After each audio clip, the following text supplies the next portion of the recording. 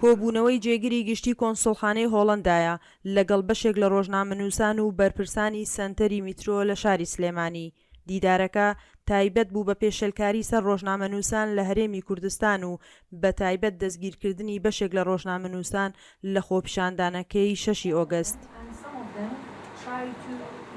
لە کۆبوونەوەکەدا داواکرا کە لەلایەن کونسڵخانەی وڵاتان و ڕێکخراوە نێودەوڵەتیەکانەوە فشار بخرێتە سەر حکوومەتی هەرێم بۆ ئەوەی پرسی ئازادی ڕۆژنامەگەری لە هەرێمی کوردستان بپارێزن. قونسڵخانە و ڕێکخراوە نێونەتەوەیەکان کێنە سەنتەری میترۆ ئاماژەیە بۆ ئەوەی کە وەزعی ڕۆژنامەنووسی لە هەرێمی کوردستان پێویستی بە دەستکاریە باش نییە، هەموودان بەوە نین کە باش نییە، بەڵام کەس هەنگاوی جددی بۆ نانێ. شەهادەی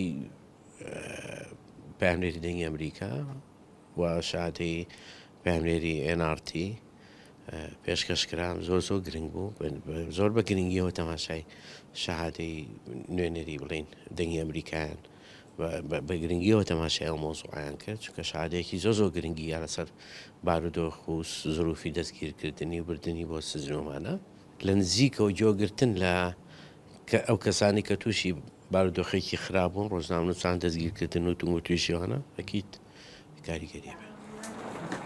دیاردەی پێشێلکاری و هەراسانکردنی ڕۆژنامەنووسانی ژن لە هەرێمی کوردستاندا بووەتە وەرێکی گرنگی کۆبوونەوەکە و داوا کرا هاوکار بن بۆ گرتنەبەری ڕێو شوێنی پێویست بە چارەسەرکردنی ئەو پرسە. بەداخەوە پێشێلکاریەکان بەرامبەر ڕۆژنامەنووسان بە گشتی لاڵکشاندایە، ئەمەش پێمانەڵێک ئازادی ڕۆژنامەوانی لە پاشەکشەدایە و پێشێلکاریەکان شێوازی جۆربەجۆریان هەیە، بەداخیشۆ لە ناویانە پێشێلکاری بەرامبەر بە خانمانی ڕۆژنامەنووس دەکرێت، بە شێوازی جۆربەجۆر هەراسانەکرێن، ڕێگریان لێکرێت بۆی کە کاری خۆیان بکەن.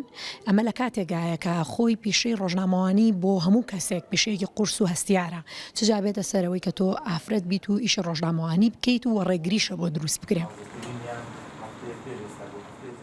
بەرزی ئاماری پێشێلکاریەکانی خۆپیشاندانی هەفتەی ڕابردوو کە بەپێی ئامارەکانی سەنتەری میترۆ 78 پێشێلکاری ئەنجام دراوە بووە هۆی ئەوەی بەشێک لە کونسڵخانە و نوێنەری وڵاتان و نوێنەری نەتەوە یەکگرتووەکان بە گرنگیەوە لە پێشێلکاریەکان بڕوان و بە پەرۆشەوە لە هەوڵی باشترکردنی دۆخی ڕۆژنامەوانی دابن لە هەرێمی کوردستان.